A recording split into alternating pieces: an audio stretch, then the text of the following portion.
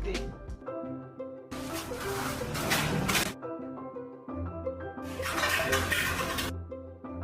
ఏంట్రా ఇంత తక్కువ తెచ్చావు?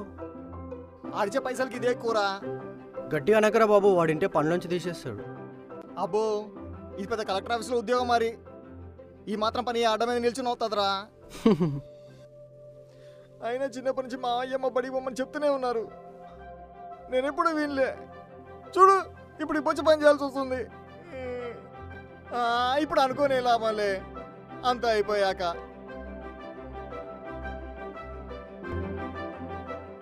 Excuse me,